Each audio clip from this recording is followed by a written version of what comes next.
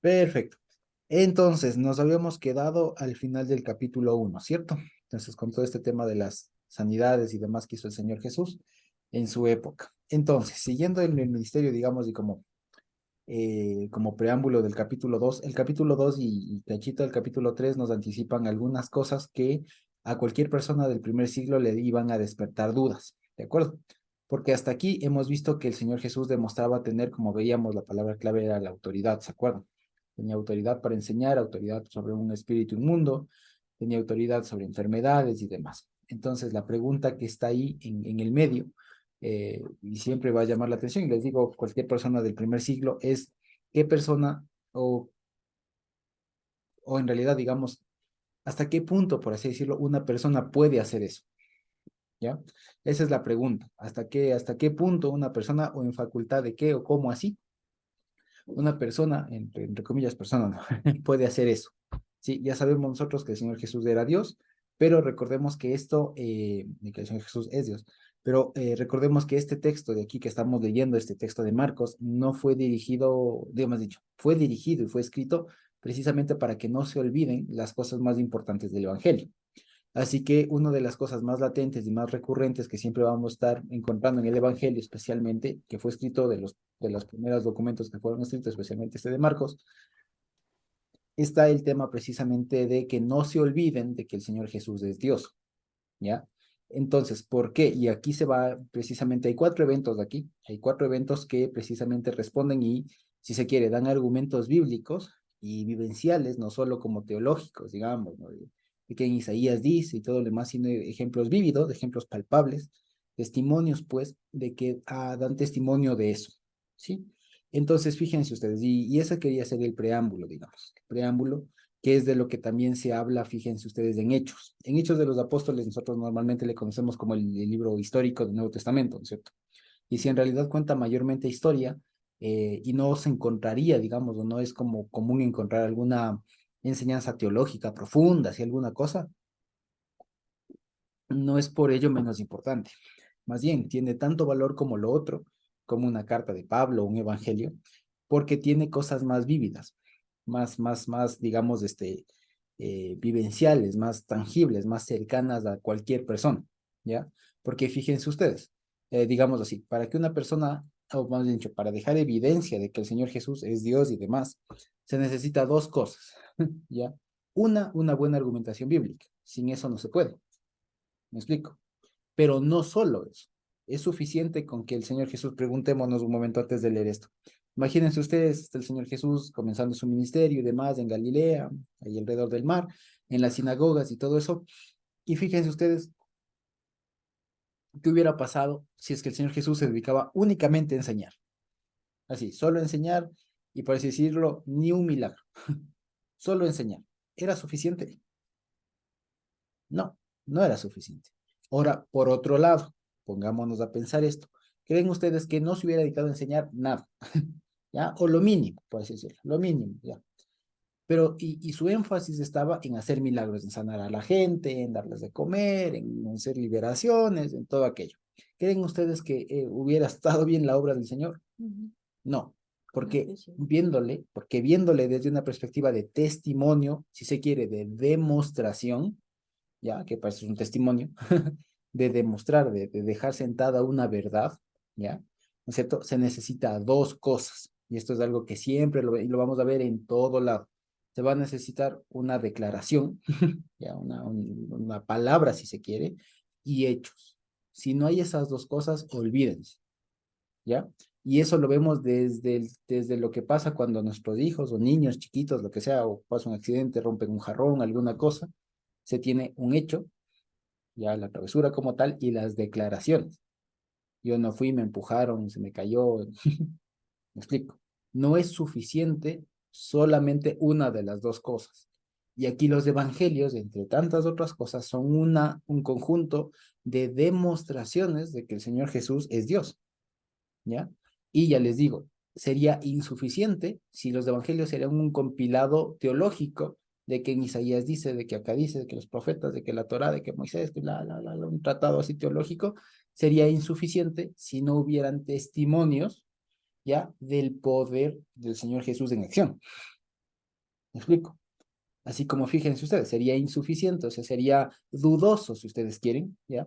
Que el Señor Jesús, como dice Judas, haya sacado al pueblo de Egipto, ¿no es cierto? Si solamente dijeron, porque Dios tiene tanto poder que sacó a su pueblo, y nunca se contó de que partió el mar, de que las 10 plagas y todo lo demás. ¿Me explico? El Señor siempre da esto, da palabra y da hechos. ¿Sí? Eso es algo importantísimo para nosotros. Y aquí vamos a ver que el Señor conjuga y sabe conjugar y nos enseña cómo Él obra, ¿ya? Que el Señor no es solo palabra, ¿ya? No es solo palabra bonita o de exhortación o profecía o alguna cosa, no es solo palabra, ¿sí? También el Señor se demuestra a través de hechos, de cosas demostrables, tangibles, ¿sí? Entonces, fíjense ustedes, ahora sí, con este preámbulo, el Señor Jesús entonces va a enfrentar, o digamos, nos va a demostrar 4 hechos que la conclusión es, Él es Dios. ¿Ya? Eso es lo que vamos a nosotros a tener como faro, digamos, no es algo nuevo ni que estamos descubriéndolo recién. Él es Dios, y si se quiere, Él es el Dios, el único, no hay otro, él es el Dios, ¿ya? Y lo va a contar a través de 4 episodios principales. Este del hombre paralítico que le bajan, que está al inicio, ¿no es cierto? Precisamente el comer con los pecadores, la pregunta sobre el ayuno y el tema del día de Shabbat, del día de reposo, como le traduce. A través de estos 4 se van a dar 4 interrogantes, digamos, que el Señor Jesús presenta y que la respuesta en el fondo es, yo puedo hacer todo esto porque soy Dios. Solamente Dios puede hacer lo que se hizo en este momento. Esa es la conclusión. Pero lo que me interesa, lo que nos interesa ahora es ver cómo llegamos a esa conclusión. Porque como lo hemos dicho en varios momentos anteriores, es muy común nosotros saber las conclusiones, digo, saber la respuesta, pero sí es bueno que de vez en cuando repasemos el procedimiento, como en matemáticas. ¿Se acuerdan ustedes? A veces ya es como que si nos dieron el solucionario. Es como que si nos preguntan el problema 15 y yo ya sé la respuesta, pero a veces no sé cómo se llega a esa respuesta y siempre es bueno saber cómo se llega a esa respuesta. Y ya les digo, cualquiera de nosotros que nos pregunte, ¿Jesús es Dios? Es muy probable que nadie lo dude, o que nadie diga no. Me explico, entre los que estamos acá, afuera ya no doy cuenta. Pero entre nosotros, les aseguro que si les pregunto, ¿el Señor Jesús es Dios? Van a decir que sí.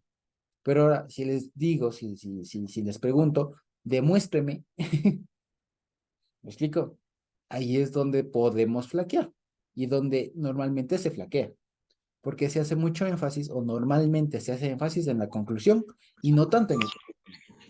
Entonces es bueno, como les decía, en estos momentos, hacer el ejercicio contrario, porque de alguna manera ya sabemos la conclusión, sabemos ya que el Señor Jesús es Dios, que es poderoso, etcétera, etcétera, etcétera, pero siempre es bueno repasar el procedimiento. Así que vamos a acercarnos al ejemplo 1, por así decirlo, ¿ya?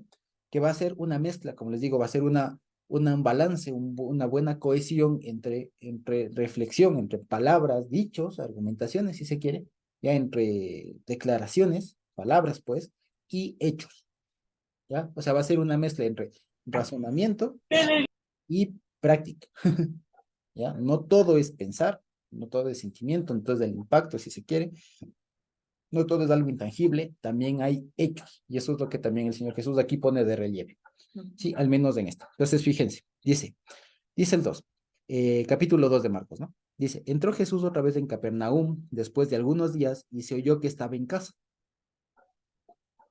Y aquí la pregunta, porque fíjense ustedes, estaba en casa. Y algunos estudiosos de esto saben que cuando se refiere a esta forma de referirse a en casa, es normalmente que se refiera a su casa, ¿ya? Si estaba en la casa propia, ¿ya? Es como cuando uno dice, ya llegué a la casa, ¿ya? ¿A cuál? Pues la propia. Entonces aquí sonaría raro que el Señor Jesús tenga una casa propia en Capernaum. Por lo tanto, la conclusión, digamos, sencilla, que por lo general hay una regla que dice, ¿no? La respuesta más sencilla es por lo general la más correcta. ¿Sí? Entonces, cuando habla aquí que se yo que estaba en casa, seguramente fue la casa a la que se hace alusión en el capítulo 1, que estando en Capernaum, después de llamarle a Pedro y a su hermano, y a Juan y a su hermano, van a la casa de Pedro. Así que parecería, según se recoge también de algunos otros lados, de tradiciones y demás, que una primera, como se suele decir, base de operaciones sería la casa de Pedro, que como les digo, sería una casa humilde, como les decía, no sería una casa humilde, y al ser Pedro una persona de clase baja, digamos, de clase trabajadora, por así decirlo, y aparentemente viudo, entonces tendría un poco más de espacio. Así que tiene lógica que eso sea así. Tiene sentido que hayan llegado a la casa de Pedro y que esa le sientan como la casa del Señor. ¿Ya? Lo que una vez más nos recuerda y nos hace tomar en cuenta que aquí se instituye, digamos, que uno de los primeros lugares en donde el Señor Jesús trabaja y comienza a enseñar y demás es en una casa. La misma idea que después se desarrollaría, incluso llegaría en nuestros días con el concepto de célula o algo por el estilo, pero no es más que lo que el Señor hizo ahí. Sí, salía de la sinagoga, iba a la casa y seguía ahí conversando y enseñando y sanando, etcétera. ¿Sí? Dice el 2, el 2:2. Inmediatamente se juntaron muchos, de manera que no cabían ni aún en la puerta y les predicaba la palabra. ¿Sí? Fíjense lo que decíamos. Entonces vinieron a él unos trayendo un paralítico que era cargado por 4. ¿Ya? Eso dice así. Y como no podían acercarse a la causa de la multitud, descubrieron el techo de donde estaba y haciendo una abertura, bajaron el lecho en el que yacía el paralítico. ¿Ya? Entonces aquí vale la pena hacer algunas cosas. Aquí es obvio que la casa debe haber sido más o menos pequeña. ¿Ya? Y que la gente era tan, o sea, se abultó tanto que no había cómo entrar. Y de lo que se dice es que seguramente habría sido una casa, digamos, de clase normal, digamos, de esa época, que esas casas tenían un techo que hubiera sido no tan difícil de desarmar, ¿ya? Sí, de pronto no están hablando de una azucar ni nada, en una casa, sí, lo que hicieron es sacar el techo. Y el techo de esos tipos de casas de la época eran básicamente eh, tablones de madera sujetados sobre las paredes, normalmente recubiertos de paja y barro, una mezcla de paja y barro, ya que eso era lo que hacía que les proteja de la lluvia cuando había, de la nieve incluso, y también del calor y demás. ¿Sí? Eso entonces lo que hicieron fue desarmar el techo, literalmente desarmaron el techo. ¿Sí? Y eso significa entonces, fíjense ustedes, que Pedro tenía una casa sencilla, una casa de un piso, una casa sencilla de un piso, ¿ya? Que eran las casas modestas de la época, eran las casas de la clase humilde, trabajadora de la época. Entonces, lo que hacen es descubrir el techo. Imagínense ustedes todo eso, ¿no? Y como seguramente, y como les digo, en Capernaum, si ustedes pueden ver en el internet, en ruinas de Capernaum, van a ver que cerca de la sinagoga de la época hay un barrio, hay un lugar en donde seguramente estuvo toda la gente, donde vivía la gente. Y no es muy descabellado que cerca haya habido una escalera por la cual subieron en este lecho que llaman, que no es otra cosa que lo que hoy llamaríamos una camilla, que dicho sea de paso, era una especie típica de cama, según estuve investigando, de la gente pobre, de la gente pobre, porque la palabra que se utiliza ahí para camilla es una que hace referencia específicamente a una cama como desarmable, que básicamente eran como dos tablas que se doblaban y se guardaban, digamos así. Entonces le llevaron en su cama, su camilla, pues, o sea, no tenían una cama, sino que en eso literalmente dormía y de ahí le sacaron. ¿Sí? Ahora bien, dice, al ver la fe, dice, al ver Jesús, en el 5, ¿no es cierto? Al ver Jesús la fe de ellos, dijo al paralítico, hijo, tus pecados te son perdonados. Y aquí viene el asunto. Estaban allí sentados algunos de los escribas, los cuales cavilaban en sus corazones. ¿Por qué habla este así? Blasfemias dice, ¿quién puede perdonar pecados sino solo Dios? Y conociendo luego Jesús en su espíritu que cavilaban de esta manera dentro de sí mismos, les dijo, ¿por qué cavilan así en vuestros corazones? ¿Qué es más fácil decir al paralítico, tus pecados te son perdonados? O decirle, levántate, toma tu lecho y anda. Pues para que sepan que el Hijo del Hombre tiene potestad en la tierra para perdonar pecados, dijo al paralítico, a ti te digo, levanta tu lecho y vete a tu casa. Y él entonces él se levantó enseguida y tomando su lecho salió delante de todos, de manera que todos se asombraron y glorificaron a Dios diciendo, nunca hemos visto tal cosa. ¿De acuerdo? Ok. Entonces, primero aquí vale la pena decir, siempre, digamos, una de las cosas que yo me pregunté al inicio, porque de alguna manera ya hemos estudiado y hemos repasado y se ha escuchado también algunas cosas respecto de este pasaje, y yo ponía, digamos, alguna vez me acuerdo que escuché y creo que les comenté cuando llegamos a este pasaje en, en Mateo, es que se ponía, alguien puso el énfasis en las 4 personas que se están llevando. Y claro, como está relatado el pasaje, y dicen, ¿no? Al ver Jesús la fidelidad, la fe de ellos, pone así, como dice nuestra versión, ¿no? Al ver Jesús la fe de ellos, le dijo al paralítico. Entonces, si lo vemos así, cualquiera de nosotros puede decir, miren, la fe de los que le llevaban, el paralítico, fue la que causó en el Señor Jesús decir, o sea, como decir, por la fe de ellos, ¿no es cierto? Es que yo te curo. O sea, como de alguna manera, agradeceles a los que te trajeron, ¿no? Alguna cosa así. Pero eso suena, no deja de sonar raro.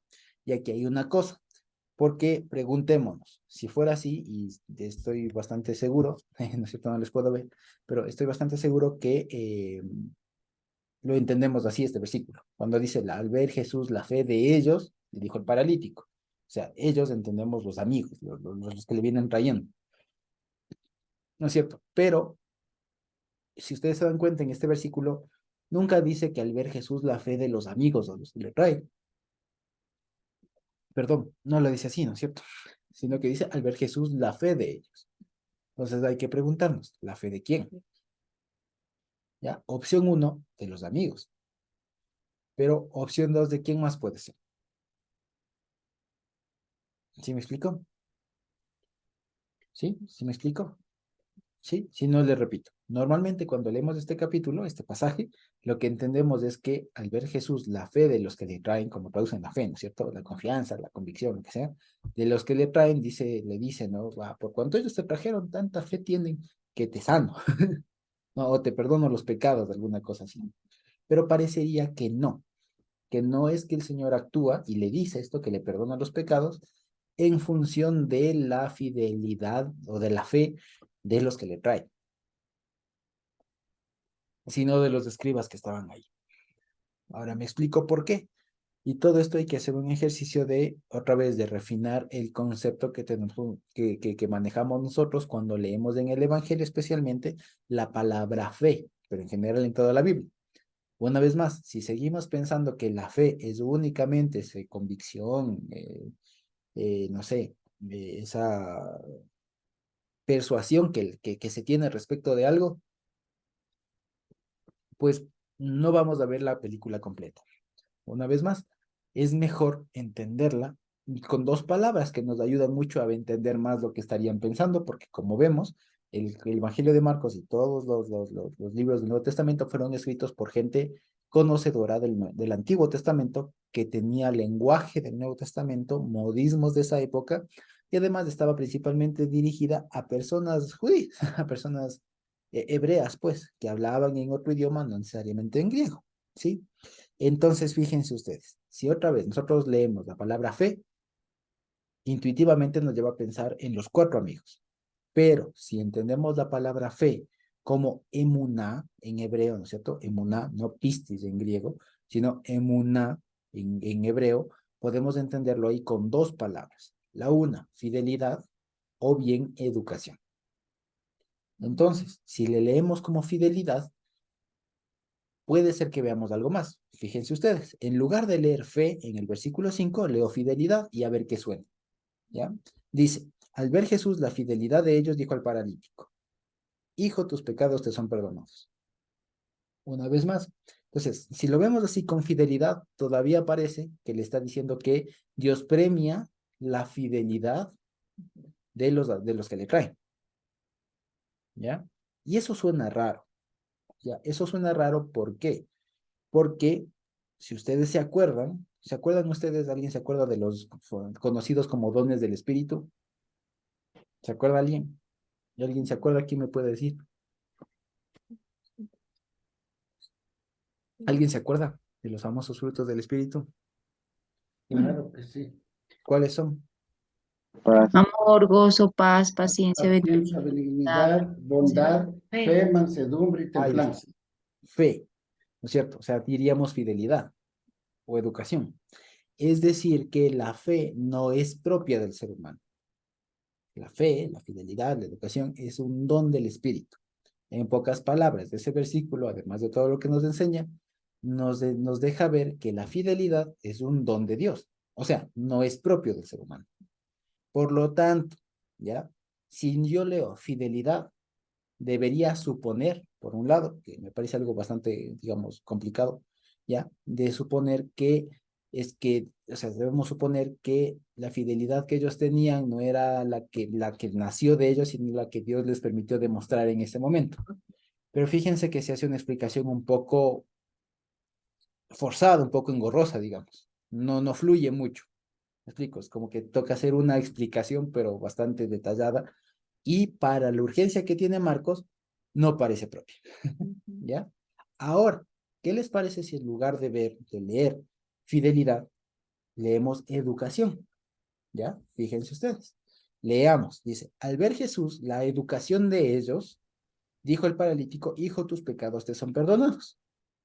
¿Ya? Y una vez más, la educación. Fíjense que ya no dije la fidelidad ni la fe. La educación, que es lo mismo en hebreo. En una significa tanto educación como fidelidad, ya incluso verdad.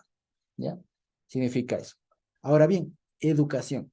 Entonces, fíjense que ahí toma un matiz diferente, porque ya me pregunto, ¿la educación de quién? Fíjense cómo madura, digamos, y cómo se puede ver diferente este pasaje. ¿Ya? Dice, la educación de ellos. ¿Y quiénes son los que responden? Los escribas. ¿Sí me explico? Entonces, aquí, ¿qué es lo que está pasando? ¿Qué es lo que pude ver que está pasando? Que este pasaje, o sea, el Señor Jesús aprovechó este pasaje de verle a esa persona ahí para dejar una enseñanza que es la que nosotros sabemos, que Él es Dios en tanto puede perdonar pecados. Ya, y utilizó este evento para que precisamente salga esta reacción, ya, esta reacción que era inaudita. Imagínense ustedes en la época, una persona cualquiera X, hacia primera vista, que diga, sí, yo te perdono tus pecados. Eso no es chocante. A la luz de la Biblia, todo lo que tenían en esa época. Eso no es chocante. Pues claro, ¿cómo así? Porque ¿qué supondríamos? El único que puede perdonar pecados, ¿quién es? Dios. Dios, ¿no es cierto? Ni el sumo sacerdote. A lo mucho el sumo sacerdote era el que oficiaba el procedimiento, el ritual, si se quiere, pero eventualmente el que perdonaba, el que aceptaba eso era Dios. Por más procedimiento perfecto que se haga, si Dios no le perdonaba, no le perdonaba. ¿Me explico? Una cosita también, Josué, Sí, que les llevaron al enfermo para que le sane. Y el Señor le sale con otra cosa y le dice, tus pecados te son perdonados. exactamente. Si Exactamente. le tendríamos nosotros ahora al frente a un enfermo grave y le decimos, ¿qué quieres? ¿Que te sane o que te perdone los pecados? A lo mejor escogería sáname, que es lo que quiero. Pero el Señor priorizó el perdón de pecados a la sanidad. Eso le hizo como secundario. Ujú, ujú, así es. Hermana Digna.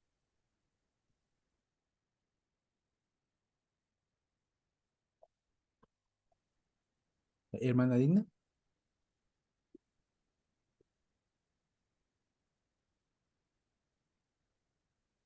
O Emilia. Ahora, ahora sí, ahora sí. Ahora sí. Ya, perdón. Como usted decía que la palabra emuná significaba fe, educación y fidelidad, pero hermano, si nosotros vamos a agregar al ver Jesús, la fidelidad es una cosa. Si decimos al ver Jesús, la fe de ellos es otra cosa. Ujú, Y también, por ende, si decimos al ver Jesús, la educación de ellos, a mí me parece que son tres términos diferentes y por lo tanto, cada término trae su concepto, su definición. Entonces, mire, ahí cuál sería la más adecuada. Ya sabiendo con la explicación de usted que emuná significa fe, educación, fidelidad, pero tenemos que tener una de ellas para poder leer bien ese párrafo, ¿no? Al ver Jesús la educación de ellos, o al ver la fidelidad, o al ver la fe, ¿con cuál nos quedaríamos? Esa sería mi interrogante. Muchas gracias. muy buena pregunta. Ok, entonces, conviene entonces hacerle el siguiente repaso, ¿ya? Ahora creo que pueden ver mi pantalla, ¿ya? Y aquí hay que hacer un repaso, queramos o no lingüístico. La palabra que nosotros entendemos como fe, ¿no es cierto? Que nos ha llegado al español como fe, ¿ya? En el Nuevo Testamento es la palabra pistis, ¿ya?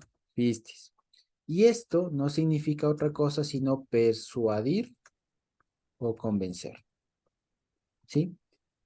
Y por eso es que la palabra fe, ¿ya? Estoy hablando de la palabra fe en español, ¿ya?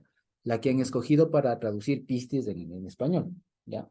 Esa palabra fe, por eso es que lo que normalmente se entiende por fe es eso, estar persuadido, estar convencido, ¿ya? Más allá de lo que diga Hebreos 11, que si ustedes quieren lo tomamos un ratito, pero solo estoy hablando del concepto que se comparte normalmente, incluso hasta en el mundo no cristiano, no creyente. Cuando alguien dice, pida con fe, o sea, es pida persuadido, convencido, ¿ya? Eso, digamos, hablando solamente lingüístico. Pero, una vez más, ahí toca meterse en esto que puede sonar un poco engorroso, pero es necesario, ¿ya? La palabra fe viene del griego pistis, pero ustedes saben que, que el griego no fue el idioma en el que habló el Señor Jesús, ni en el que se escribió la primera buena parte de la Biblia, sino que fue en hebreo. Y ahora, hay un texto que se llama la Septuaginta, ¿ya? Que es una traducción, ¿ya? Hecha 300 años antes de Cristo, por 70, pues se llama Septuaginta, ¿no es cierto? 70 sabios de la época, que tradujo la Biblia hebrea de la época al griego. Y cuando se toparon, perdón, con la palabra hebrea, emuná, ahí, emuná, que es la que traduce, emuná, le tradujeron por pistis. No porque signifique eso necesariamente, sino porque era la palabra más cercana, ¿ya? Y después de esta palabra pistis, pasa al español como fe. ¿Sí me explico? Entonces, por eso es que fíjense ustedes que para nosotros toca hacer un ejercicio de retro traducción, ¿ya? Y no es tan fácil hablar de fe así directamente, porque se puede entender, como decía nuestra hermana Digna, una cosa u otra. Entonces, fíjense ustedes. Entonces, para entender qué es fe, no me puedo confiar de lo que significa en griego, porque no es del idioma original, ¿ya? No está originalmente escrita, digamos, concebida en ese idioma. Toca ir a ver qué significa en hebreo, que aparece un montón de veces. Y resulta que la palabra emuná tiene incluso, para que lo dato curioso, la palabra emuná, la que normalmente nosotros sabemos que significa fidelidad, ¿ya? En algunos momentos, más bien dicho, tuvo dos significados dependiendo el tiempo en el que se lo usaba. En el tiempo del primer templo significó básicamente eso, fidelidad, ¿ya? En el tiempo del primer templo, o sea, todos los libros que son escritos hasta Reyes, ¿ya? Todos esos libros que son escritos desde el tiempo de Reyes, significó fidelidad, ¿sí? Mientras que, pasado el tiempo del primer templo, perdón, todo ese tiempo posterior, o sea, lo que son los libros, Esdras, Nehemías, Esther, Crónicas y algunos de los profetas después de ese tiempo, después del exilio, significa incluso verdad, ¿ya? Ahora bien, por eso es que la palabra emet, que algunos sabrán que significa verdad, tiene la misma raíz que emuná, solo que para épocas posteriores ya se tuvo una propia palabra para verdad. Pero en su momento, emuná significaba las dos cosas. Originalmente significó fidelidad y después tomó el sentido de verdad. ¿Por qué? Porque hay una cosa. El hebreo es un idioma muy limitado en léxico, ¿ya? O sea, no tenía muchas palabras para designar cada cosa. A veces se designaban una misma cosa, digamos, se designaban varias cosas con una misma palabra, ¿ya? Un ejemplo, por así decirlo. Un ejemplo, nosotros tenemos dos palabras para decir, o más palabras para designar, por ejemplo, abeja, abejorro, avispa, ¿ya? Pero en hebreo no, en hebreo es una sola palabra, ¿ya? Creo que es el cis, alguna cosa así, ¿ya? Tenemos una sola palabra en hebreo para diferenciar eso, ¿ya? Entonces, fíjense, ¿qué significa? Que tenía un léxico, tenía menos cantidad de palabras para designar el montón de cosas que había.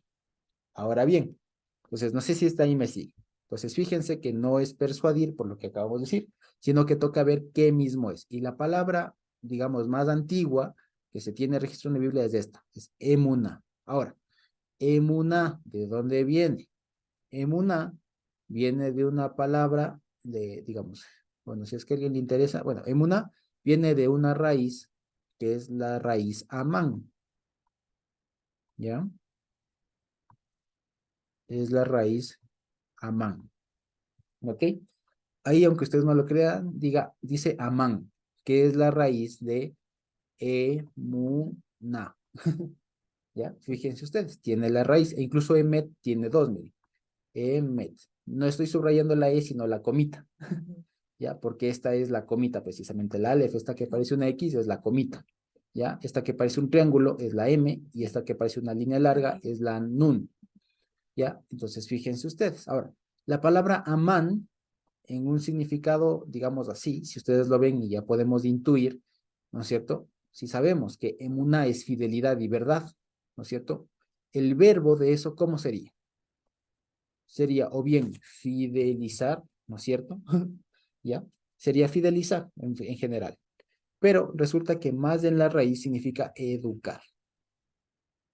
Educar, ¿ya? En la raíz significa educar. ¿Sí? Educar. Que después se entendió por fidelizar. ¿Por qué? Porque fíjense ustedes. Y aquí que tenemos algunas hermanas que han sido profesoras. Si ustedes le piensan el sentido o la palabra y el acto de educar, ¿qué se está haciendo con los estudiantes?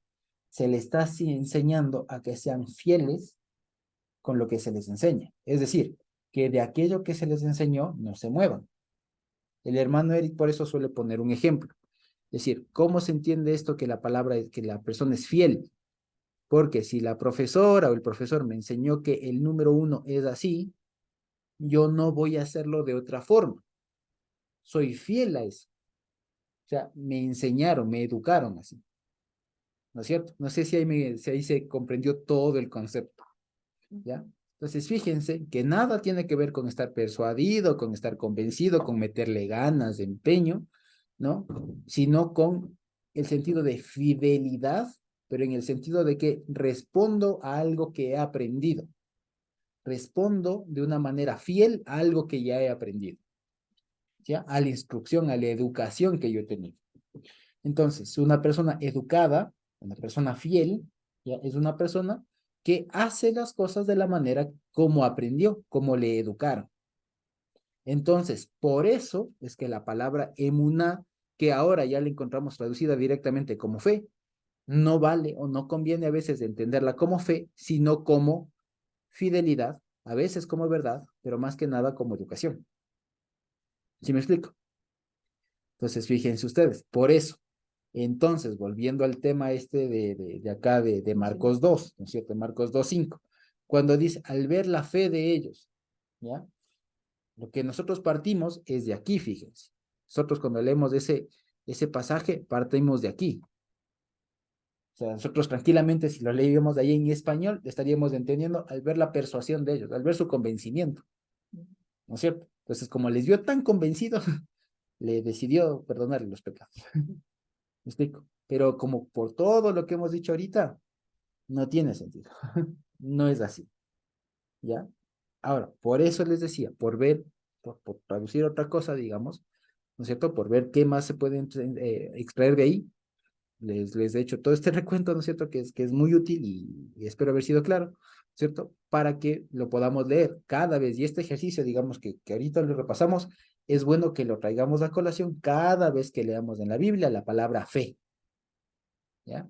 Para que no pensemos solamente en el convencimiento, en estar persuadidos, ¿no? O incluso solamente en ser fieles, sino más bien en el fondo lo que estamos diciendo es sea educado, o sea, demuestre su educación. Una persona educada es alguien que demuestra su educación, que es fiel a su educación en ese sentido. ¿Sí me explico? Entonces, volviendo al versículo, como les decía, podemos leer, al ver Jesús su fe, que ya vimos que no cuadra, podemos también entender, como les decía, al ver su fidelidad, ¿cierto? La fidelidad de ellos, pero fidelidad no como el valor de no traicionar, de no tener, no sé, otra cosa, sí, sí, así, sin más, ¿no? Sino en el sentido de responder de una manera adecuada a una determinada educación. ¿Sí? ¿Me explico? Es que, pues, que también tiene sentido y tiene lógica porque una persona educada responde no a emociones, sino a principios. Ujú, exacto. Responde también a lo que aprendió, a lo que le enseñaron. Y la Exacto. palabra precisamente habla de discipular, que es precisamente educar, Sí. formar el carácter de la gente, porque una gente educada no puede ir, como dice la palabra, ni a derecha ni a izquierda. Ujú, Una persona educada en las cosas de Dios no dudará jamás del Señor. así es. No pondrá en tela de duda de que si Dios le va a dar, no le va a dar, si Dios está, si Dios no está y todo. Entonces, aquello de educar es una palabra idónea, digamos, para eso, responde a la realidad, porque eso es lo que tenemos que ser, para que no nos mueva cualquier cosa de nuestra forma de haber creído, de haber aprendido la palabra.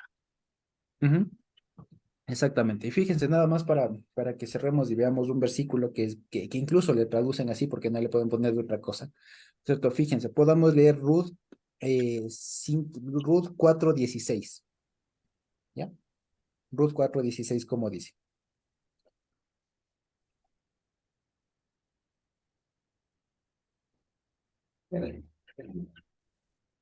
¿Alguien le tiene Ruth 4:16? Amén. Porfa, Gil. Tomando Noemí el hijo, lo puso en su regazo y fue su haya. Ah, Guay. Aya ponen ahí, ¿no es cierto? Sí, haya, su maestro. Así es. Ya, Aya es maestra. ¿Y saben qué palabra aparece ahí? Ahí dice, y ella fue Omenet, que es un participio, ¿ya? Fíjense, del verbo amán, ¿ya? Esta es la misma letra, se dice Omenet, ¿ya? Y es la educadora. ¿Sí ven? ¿Sí? ¿Ya? Eso fue Ruth. Digamos, Noemí con el hijo de Ruth y Boaz, ¿ya? ¿Cómo era el Obed, ¿no es cierto? Obed. Era Omenet. Entiéndase, fidelizadora. ¿Me explico? Ya Educadora. con fe no hay cómo hacer un sustantivo de eso. No, no, la proveedora de fe, no, no suena raro. No, fue la educadora, fue la fidelizadora. Ya, ahí aparece la palabra, omen, Aya. ya, para que veamos, ya. Entonces, fíjense, eso es lo que quería demostrarles bíblicamente, digamos que la palabra, el concepto, que después encontramos como fe, hay que entenderlo siempre como fidelidad, guión, educación. Ya, no solo fidelidad, porque eso nos puede llevar a cualquier otro valor que podamos tener ahí, ¿no es cierto? Pero no, fidelidad guión educación, ¿sí? O sea, ser fiel a una determinada educación, ¿ya? Eso es todo. Entonces, con todo esto, lo que quería decir, volviendo a lo de, fíjense ustedes, lo voy a limpiar, ¿no es cierto? Volviendo a lo de Marcos, fíjense ustedes. Entonces, volviendo a lo de Marcos, dice, ¿ya? Al ver Jesús, ¿no es cierto? Y aquí veamos. Voy a poner la fidelidad Educación. slash educación, ¿cierto? La fidelidad o guión educación, ¿no es cierto? De ellos, le dijo, ¿no es cierto? Le dijo al paralítico, dijo al paralítico, y ya sabemos, le dijo, tus pecados te son perdonados. Ahora, aquí lo que les comentaba, y a eso nos detuvimos, era que hay que ver a quién ellos, a quiénes de ellos. Entonces tenemos dos opciones, ¿no es cierto? Tenemos dos opciones. La fidelidad, uno, la fidelidad, la educación de los que le traen o de los que están escuchando. ¿Me explico? Y todos tendemos a pensar que es la fidelidad de quienes le traen, pero parecería que no, ¿ya? ¿Por qué? Parecería que más bien es la educación de o sea, lo que el Señor Jesús estaba queriendo probar, digamos, o demostrar, es la educación de los escribas, porque para ellos les resultó complicado que un hombre, entre comillas, le diga, te perdono los pecados. Entonces, ¿de quién fue probada, digamos, o se demostró ahí la educación? Los escribas. De los escribas, porque fueron los que saltaron. ¿Cómo? O sea, y pensaron en sus adentros. una persona perdonando pecados, esto es blasfemia, ¿ya? Dice que dice en sus adentros. En sus adentros, lo que dice aquí es en su mente. Aquí en la Biblia dice en su corazón. Pero acordémonos una vez más lo que les decía. En hebreo, en la mente hebrea, no existe la palabra cerebro ni mente, el concepto de mente, sino se utiliza la palabra cardias en griego y en hebreo lev, corazón, pero es la mente, como decir en sus pensamientos, en su fuero interno. ¿Ya? Entonces, una vez más, para antes de adentrarnos a eso.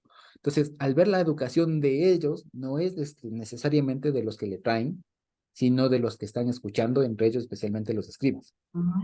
Porque lo que dice, al ver, o sea, al ver, al determinar Jesús la educación que tenían ellos, le dice al paralítico, pusiera a propósito, tus pecados te son perdonados. ¿Y quién salta? Este perdonando pecados. Y eso es lo que desata todo el episodio que nos relata. ¿Sí me explico? ¿Sí? ¿Sí me explico? Sí. ¿Sí? No sé si he sido claro hasta ahí. Sí, sí.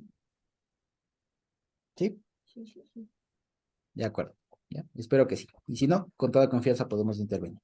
De acuerdo. Entonces, fíjense, dice, estaban sentados allí algunos de los escribas, ¿no es cierto? Los cuales cavilaban, pensaban, ponderaban, dice algunos, ¿ya? En sus corazones. Y esta palabra cavilaban en realidad tiene que ver con cálculo. ¿Ya? Hacían cálculos, o sea, se pusieron a hacer ahí cuentas, así de, como decir, a acordarse de todos los pasajes de la Biblia en los que alguien, o algún humano, entre comillas, puede o está en capacidad de perdonar pecados. Y dirían, nunca. ¿Sabes en qué versículo? Claro, ¿qué ¿En versículo qué dice? versículo? No, no hay, no hay, y por lo tanto, si no hay, y ahí dirían, no, bueno, tal vez el sumo sacerdote, pero ni así, porque el único que perdona es Dios, ¿ya? Entonces, esa es la cuestión, fíjense. Entonces, al llegar a la conclusión que ellos estarían cavilando, ponderando ahí, analizando, o sea, quebrándose la cabeza, como decimos nosotros, ¿no? Pensando así, ¿cómo este dice semejante cosa? En lugar de decir, este deberá ser Dios, ¿ya? Lo que ellos dicen es blasfemia. ¿Me explico? La conclusión nuestra, por eso les decía, ¿se acuerdan? Les anticipaba que nuestra conclusión es, eso lo hace porque está clarito que Jesús es Dios, pero en esa época no estaba tan clarito. Para ellos, por más que se quebraron la cabeza tratando de ver alguna palabra, algún versículo, por ahí que diga algo, pues no lo encontraron y dijeron, no es más que blasfemia. ¿Ya? Y ahí desata, como les decía, este hermoso pasaje que nos deja tanto un argumento, un razonamiento bíblico, como un hecho. ¿Ya? Fíjense.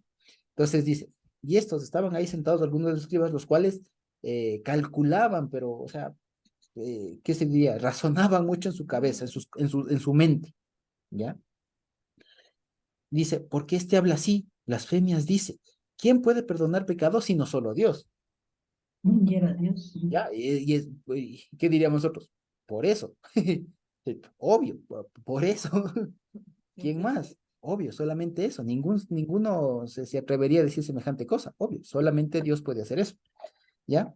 Y dice, y conociendo luego Jesús en su espíritu, y fíjense que aquí se hace incluso una diferencia para el lector, para nosotros, entre la mente, el corazón humano y el espíritu. No sé si nos damos cuenta. O sea, el corazón, la mente humana, razona cosas humanas, pero el Señor discierne con el poder, con el espíritu. ¿Ya? Que no es otra cosa que lo que nos dice después del Nuevo Testamento Pablo y demás. Las cosas espirituales se disciernen con el espíritu. Eso es espiritualmente. El carnal, el de solo mente, analiza las cosas con su mente. Pero el Señor Jesús entendió esto con su ruaj. ¿Ya? O sea, lo estaba analizando en otra dimensión, en pocas palabras. ¿Ya? Eso básicamente. Entonces él dice así, entonces él entendiendo, discerniendo en su ruaj, que cavilaban, que razonaban, que se quebraban la cabeza de esta manera dentro de sí mismos, les dijo, ¿por qué hacen esto en vuestros corazones? ¿Ya? Dice, ¿qué es más fácil? Y fíjense aquí es un razonamiento muy fuerte, que es bien interesante, que aquí básicamente estamos ante el famoso principio bíblico Cal Homer, ¿sí? O que creo que es con Q, ¿sí? Cal Homer, y que no es otra cosa que ligero y pesado, o si les gusta en griego, en latín, perdón, es a fortiori. razonamiento a fortiori, ¿ya? ¿Sí? O, si es que quieren en español todavía eso, el cuanto más. ¿Ya? Esta es una forma de razonamiento que utiliza el Señor Jesús aquí. ¿Sí? Calva Homer literalmente significa ligero y pesado. ¿Ya? Que es una forma de razonamiento, ¿ya? Que es lo mismo que en el aforismo en latín, a fortiori, que es lo mismo que decir cuanto más, ¿ya? Ahora bien, ¿ya? Y bueno, en latín sería el a fortiori y el a minori, en realidad. A minori. A minori, que sería el cuanto más y el cuanto menos, ¿ya? Si nos hacemos lío, no se preocupen que esto es más sencillo de lo que parece. Y les aseguro que todos nosotros hemos razonado así. ¿Ya? Ahora bien, entonces les pregunta, fíjense, aquí está la pregunta. ¿Cuál es la pregunta que les lanza el Señor Jesús? Una pregunta muy interesante. Les pregunta, ¿qué es más fácil? ¿Qué es más fácil? Y aquí les pone opción A. ¿Ya? Sí, opción múltiple, opción. ¿Qué dice? O sea, perdonarle, o sea, decir, te perdono, tus pecados te son perdonados, que es más fácil, ¿no? O qué, Levántate, o decirle, o decir, levántate, toma tu leche, ¿no? Toma tu leche y anda. Toma tu leche y anda. Un gringo dijo así. Toma tu leche y anda. Levántate, toma tu lecho y anda. Entonces, pregunta, y esto para nosotros, ¿ya? Para nosotros. ¿Cuál es más fácil? ¿Ya? Razonemos un ratito, razonemos en voz alta, ya quebrémonos la cabeza un ratito, ¿ya? Si fuera solamente por decir, ¿cuál es más fácil? Levántate. No, más fácil es decirle tus pecados te son perdonados, Sí. ¿ya? Claro, Levántate. porque no merece demostración para nosotros. Yo cómo sé que sí se le perdonaron. Ah, claro. Al Porque está momento que se perdonado. paró, Ah, cuando él se para, cuando él se allá pone de vamos, pies, está perdonado. allá vamos, allá vamos. Ya, pero pensemos así, desde la perspectiva de ellos. Ya, ¿qué es más fácil decirle? Tus pecados te son perdonados, algo que así tangiblemente no se puede comprobar, Demostrar. o decirle, levántate, toma tu lecho y anda. Claro. Entonces, más fácil es el de la. Más fácil es decirle tus pecados, ¿no es cierto? Tus Ahora, pecados, exacto. ya, por otro lado, ya, opción 1. Opción 2, desde ya la demostración. ¿Qué es más fácil? ¿Perdonar los pecados o hacerle el milagro? Al revés. Pues sería al revés. ¿Qué es más fácil? Hacerle el milagro. Claro. ¿Me explico? Entonces, fíjense qué encrucijada les metió. ¿Sí, sí se dan cuenta? No les dijo una pregunta así nomás, Pensamos bastante sobre la así cabeza mía. sencillita. Si nos damos cuenta, o sea, es una pregunta muy profunda, muy de quebrarse la cabeza. ¿Qué es más fácil? Ninguna. Ninguna es fácil. Claro, solo Dios puede hacerlo. Nosotros, ¿qué podemos hacer? Exacto, exacto. Muy bien. Ya, ¿qué puede hacer un ser humano? Pues ninguna. Perdonarle los pecados. ¿Cómo, en virtud de qué? ¿Cómo así? Y todavía ejecutar el milagro, menos. O todavía causar que se le perdone los pecados, menos. Ya, ninguna era difícil, ninguna era fácil. ¿Me explico? Entonces, fíjense la respuesta, ¿ya? Fíjense la respuesta, ¿ya? Fíjense la respuesta y lo que dice, pues para que sepan que el Hijo del Hombre, o sea, el Mesías, o sea, Dios, ¿no es cierto? Tiene potestad en la tierra para perdonar pecados. Ujú. ¿Eso qué significa? Es Dios. ¿Qué es ¿Ya? Dios? Es Dios, ¿no es cierto? ¿Ya? Que tiene facultad para perdonar pecados. ¿Eso qué significa? Que perdonar pecados es lo más difícil. Ah, Esto es lo más difícil, ¿ya? Le dice, que es lo más fácil, ¿ya? Pongámosle con tilde, lo más fácil, levántate, toma tu lecho ya. Entonces, fíjense, aquí hay un razonamiento a fortiori. Es decir, Si Dios puede lo más, puede lo Difícil. menos. ¿Ya se entiende? ¿Ya? Si Dios puede perdonar pecados, no va a poder hacerle andar. ¿Me explico? ¿Ya? Entonces, fíjense que es un razonamiento muy, muy fuerte, muy, muy interesante, muy, muy potente, que no lo había visto así, digamos, y que les hace mucho pensar a los escribas y fariseos y escribas de la época, e incluso hasta a nosotros, Claro. ¿ya? Nos hace pensar mucho, ¿ya? Entonces, fíjense una vez más, ¿qué es más fácil? Ninguna es fácil, ninguna es más fácil, es que no hay cómo, o sea, solo Dios puede hacer una de las dos. Y lo que el Señor Jesús les dice, no, para que vean que el Hijo del Hombre tiene potestad en la tierra para perdonar pecados, o sea, lo más Él difícil, hace todo. ¿cierto? Te hago lo más fácil. Levántate y anda. Fíjense, entonces, aquí qué se entiende, aquí se extrae un principio, ¿ya? Que es precisamente la conclusión de todo este razonamiento. Si Dios, o sea, si Dios, o sea, el Señor Jesús, ¿no es cierto? El Señor Jesús puede lo más, ¿no es cierto? Puede lo menos, ¿no es cierto? Claro, claro, es lógico. Ahora, fíjense, ahora volviendo a la premisa que les comentaba antes, aquí no solo Jesús les da una muestra de decir, sí, yo soy Dios, porque está escrito. No solo eso. ¿Qué les dice? Ah, ya saben ustedes que solo Dios perdona pecados. Eso no está, eso no hay que, no está debatido. En eso no hay debate ahí. Eso no está en cuestionamiento. ¿Ya? Ahora toca darles una prueba tangible que todos ustedes vean. ¿Cómo se comprobó eso? Tú levántate y anda. Si nos damos cuenta, y esta es la acción perfecta, maravillosa del Señor, que hace el complemento ideal entre una declaración, una verdad, si se quiere, y un hecho, ¿ya? Entonces, eso, conjuga lo visible, lo no visible, lo abstracto, ¿ya? Que Dios es poderoso, que Dios perdona pecados, ¿ya? Como decía nuestra hermana Digna. ¿Y cómo lo demostramos? Pues porque Él hizo andar, ¿ya? ¿Cómo sé eso? Porque solo Dios sana, solo Dios perdona. ¿No les parece? Entonces, ¿qué es más fácil, sanar o perdonar? Sanar. Bueno, entonces eso significa que perdonar es más difícil. Y para que veas que yo puedo perdonar, también te sano. Si yo puedo lo más, puedo lo menos. ¿Ya? Diría el Señor. Entonces, fíjense, ¿no? Fíjense ustedes. Ese razonamiento estaba aquí implícito y que me gustó mucho encontrarlo. Y ya les digo, ya para nosotros, lo que debemos aprender, si de pronto se nos complicó todo este razonamiento y todo lo demás, es que aprender esto. El Señor Jesús, Dios, nuestro Dios, no es solo un Dios de palabras, no es solo un Dios de promesas, como se De suele declaraciones. declaraciones, de afirmaciones, de conclusiones.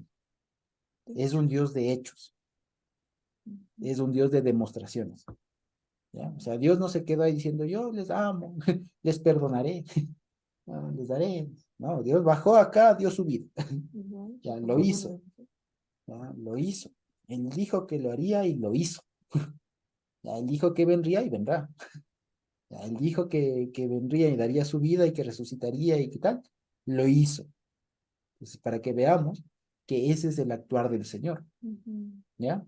Y por eso, fíjense ustedes que está en juego todo esto, fíjense aún más, está en juego, está en el fondo, digamos, este concepto, fidelidad de educación. Porque ¿quién fue el más fiel? Sino el propio Señor Jesús, que Él demostró cómo se hacen las cosas.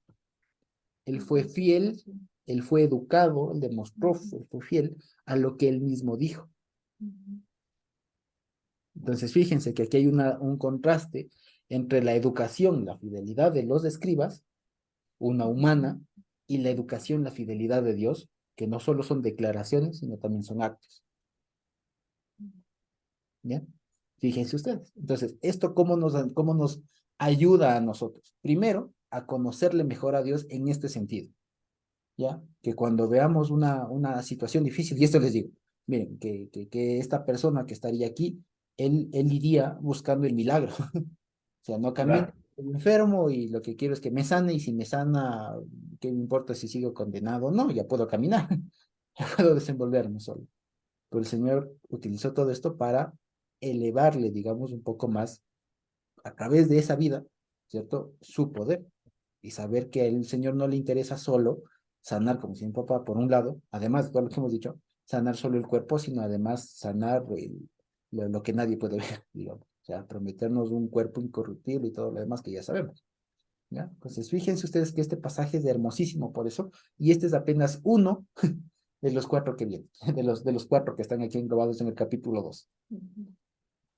¿Sí? Entonces, no sé si hasta ahí tenemos alguna pregunta. Nada más para terminar, ¿no? Dice el 12, eh, Marcos 2:12. Entonces él se levantó enseguida y tomando su lecho, su camilla, salió delante de todos, o sea, testimonio, ¿qué significa eso? O sea, hubo evidencia, todos lo vieron, ¿ya? De manera que todos, una vez más, se asombraron y glorificaban a Dios, diciendo, nunca hemos visto tal cosa. Fíjense ustedes, tal cosa que alguien perdone pecados y se ejecute el milagro. En pocas palabras, lo que decimos acá, solo Dios puede hacer lo más y lo menos. Solo Una, Dios puede hacer lo más difícil y por ende también lo más fácil. una cosita, Josué y queridos hermanos. He Ujú. conocido y seguramente todos han conocido casos de sanidad que puede hacerle un brujo, que puede hacerle un agorero, cualquier cosa de ellos. Y hay este tipo de cosas, ¿no? Que llevémosle acá para que le sanen. Y efectivamente aparece, como decir, sanado. Pero lo que nunca, pero por las fuerzas del mal, ¿no? Las fuerzas del mal no es que lo hacen en el nombre del Señor, ni ninguna cosa. Pero hay cuánta gente que se va, por ejemplo, a los Colorados en Santo Domingo para que le hagan una serie de ritos y entonces de pronto se sana. Pero hasta eso podrán hacer. Claro que hay mucha discusión sobre eso, si es que la sanidad del cuerpo, esa enfermedad no se traspasa a su parte psíquica, pero lo que nunca podrá hacer nadie jamás es perdonar pecados. Eso es única y exclusivamente de Dios. Y esta sanidad que le hace no es una sanidad que le trae consecuencias negativas posteriores, sino que es una sanidad sana, es una sanidad santa, es una sanidad completa, porque Dios siempre está preocupado de estos dos áreas, ¿no? La espiritual y la material también, que son partes constitutivas de la persona. Entonces, ahí que vemos, lo que vemos es un accionar de Dios en las dos cosas que muchas veces estamos afectados. ¿Quién no sufre por un pecado? Ahora conversábamos con un pastor y decíamos, ¿no? Mire, hay muchas veces que una persona puede haber pecado. Nadie sabe, nadie sabe. Puede haber pecado, pero las consecuencias son a veces no sé qué me pasa, no sé así, no se siente mal. Y por supuesto que el pecado acobarda, el pecado le torna más timorato, el pecado le hace así. Y una persona, aún a consecuencia de eso, puede también enfermar su cuerpo, pero Dios interviene y sana las dos partes, tanto la espiritual, que es perdonando los pecados, y sanando el cuerpo también para demostrar, porque la gente no solamente vive de proclamas, sino también de hechos tangibles que puedan verse. Y eso es lo que precisamente hace el Señor y les da una enseñanza tremenda de que Él es Dios, que es lo principal que el Señor demuestra en este párrafo que lo hemos estudiado, ¿no? Es la demostración indiscutible de que el Señor Jesús es Dios, es Dios. Ujú, así es. Y miren, fíjense, ¿no? Hablando de eso, a veces pensamos nosotros en sanidades, todo esto como que solo en lo esotérico, ¿no? Pero ¿y qué tal un médico? ¿Qué tal un hospital? ¿Acaso ahí también nos sanan a la gente? Sí, Claro. ¿ya? Pero hablando en este esquema, fíjense, eso es lo fácil. ¿O no? ¿Ya? Ellos, hablando en este esquema, ¿no? Hablando en este esquema, los hospitales, centros médicos, etcétera, se hace lo fácil. ¿Sí lo ven? Y es decir, Por otro lado, el que puede lo fácil, no puede lo difícil. Lo difícil, así es. ¿Sí lo ven? ¿Sí lo ven? Entonces, en pocas palabras, el ámbito humano, la atmósfera humana, a lo mucho podrá hacerlo fácil. O sea, es decir, sanar el cuerpo, por último, Ujú. pero nunca podrá perdonar los pecados. Y el único que puede hacer eso es el mismísimo Dios, ¿ya? Que es el que puede hacer lo más difícil y lo más fácil. Así ¿Ya? es. Así es. Así es. Estevitan Ojim. Josué, yo me acuerdo que una vez estaba escuchando el testimonio de una persona que había asistido a un brujo o algo así para que lo sanara. Y resulta que pues obviamente, supuestamente había recibido la sanidad, pero años después esta persona sufrió daños en otro lugar, o sea, tuvo otra enfermedad. Entonces, prácticamente como que no es que te sane lo que decía ahí esa persona en el testimonio, sino que la enfermedad se fue a otro lugar, se corrió del lugar. No, para él se había sanado de tú del pie y resultó con un cáncer, por ejemplo. O sea, fue así. Entonces, yo creo que no es que en sí las fuerzas del mal puedan hacer este poder tan grande que solo lo puede hacer el Señor, sino más bien como que, bueno, un digno imitador, ¿no? Y falsificador de las cosas puede tratar de hacerlas, pero no creo que tenga el poder de hacerlas. Entonces se me vino a la mente eso que recordaba el testimonio de esa persona que decía que se le había corrido la enfermedad a otro lugar. Ujú. Sí, pero ya les digo, sin pensar mucho en eso, sin irnos mucho a eso. Vean, el simple ejemplo de una gripe, ¿ya? Que uno se toma un paracetamol, alguna cosa así, y se sana, ¿ya? No es otra cosa, y fíjense, para que lo pensemos, a lo que quiero es a esto. Cualquier tipo de medicina, ¿ya? Cualquier tipo de natural, esotérica, médica, química, ¿cierto? Lo que hacen no es sino postergar la muerte, ¿ya? Así, así sencillo. Cualquiera, vean, cualquiera, cualquiera, el brujo, cualquiera, el naturista, el naturópata, el homeópata, el médico, el cirujano, todos lo que hacen no es otra cosa, así visto de una manera, es sino postergar la muerte, ¿o no? ¿Ya? Visto en términos fríos, eso En es. algún momento este cuerpo deja de funcionar y para eso no hay medicina humana, no lo hay, no lo hay. ¿Me explico? ¿Ya? Entonces, para que no pensemos solamente en eso, ¿ya? Porque es una cuestión precisamente efecto del pecado, que ya lo decimos. En pocas palabras, lo que estamos viendo acá es eso. El Señor puede vencer al pecado, ¿cómo no va a poder sanarte de de un simple paralítico? Y aún así, si no pasara esto, pasara lo contrario, que la persona no es curada o muere, pero Ajá. el Señor le salvó. O Exactamente, sea, lo exactamente, primero, lo principal es lo difícil, lo exacto, que solo Dios puede hacer. exacto, Perdonar nuestros pecados y darnos lo que permanece para siempre, que es la salvación. exacto, así es, exactamente. Es eso básicamente. Lo que debemos aquí entender es esto, o sea, el Señor Jesús, Dios, puede lo difícil para nosotros, ¿ya? ¿Qué es lo difícil para nosotros? Que nos perdone Dios nuestros pecados, porque nadie puede perdonar sino solo Dios, ¿ya? Independientemente de lo que pase con nuestro cuerpo, sí, es secundario, ¿sí? Lo que dice Jessie, mi esposa, es cierto, es eso, lo principal que a Dios le interesa son que estemos en paz con Él, independientemente de su cuerpo, porque si lo pensamos así, fíjense, este cuerpo pasa a segundo plano, porque no voy a vivir siempre con este cuerpo ya cuando esté con Él. ¿Me explico? ¿Sí? Entonces, no sé si he sido claro con todo esto. ¿Sí? Entonces, fíjense que es un pasaje que recuerdo que ya lo habíamos visto, lo habíamos analizado un poquito, pero que valía la pena revisarle con estas nuevas herramientas y algunas cosas que también pude ir viendo, revisando y pues compartirles, para que veamos que, como les decía, y en últimas, lo que quería compartirles así, si se quiere, y en corolario es, vean, Dios no es solamente un Dios de palabras, de promesas, sino de hechos, de acciones, de demostraciones, si se quiere, ¿sí? Y es un Dios fiel en ese sentido. Él es Dios fiel y Él es el Dios de la fidelidad, Él es En Deuteronomio hay un nombre de Dios que es precisamente el Emuná, o sea, Dios fidelidad, Dios educación, es el Dios que no cambia y es invariable, ¿sí? Eso básicamente. Entonces, quizá tenemos alguna pregunta por ahí. De otra manera podemos ir terminando.